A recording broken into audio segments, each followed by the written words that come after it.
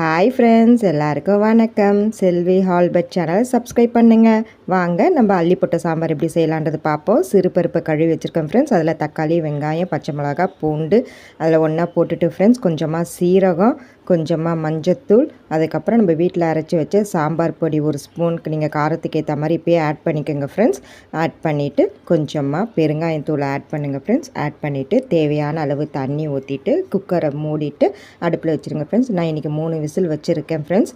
அதுக்கப்புறம் அது இறக்கி வச்சுட்ட பிறகு கடாயில் எண்ணெய் ஊற்றி ஃப்ரெண்ட்ஸ் கொஞ்சமாக கடுகு ஆட் பண்ணுங்கள் ஃப்ரெண்ட்ஸ். கடுகு கொஞ்சம் பொரியணும் ஃப்ரெண்ட்ஸ். அது வரைக்கும் நம்ம வெயிட் பண்ணுவோம். எடுத்த உடனே அப்படியே எல்லாம் போட்டுறாதீங்க ஃப்ரெண்ட்ஸ். கடுகு பொரிஞ்ச உடனே கொஞ்சமாக சீரகம் ஆட் பண்ணுங்கள். அதையும் பொரியிற வரைக்கும் வெயிட் பண்ணுங்கள். அதுக்கப்புறம் ஒரு கொத்து கருவேப்பிலை ஆட் பண்ணுங்கள் ஃப்ரெண்ட்ஸ். ஆட் பண்ணிவிட்டு நம்ம கடைஞ்சி வச்சுருக்க இந்த பருப்பை என்ன பண்ணுங்கள் ஃப்ரெண்ட்ஸ், அப்படியே எடுத்து போடுங்க. ஊற்றிட்டு கொஞ்சமாக தண்ணி ஆட் பண்ணுங்கள் ஃப்ரெண்ட்ஸ்.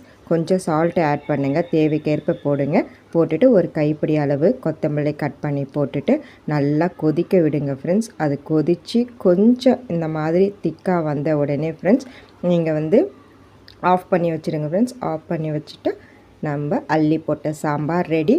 சப்ஸ்கிரைப் பண்ணி பாருங்கள் ஃப்ரெண்ட்ஸ். தேங்க்யூ. லைக் பண்ணுங்கள்.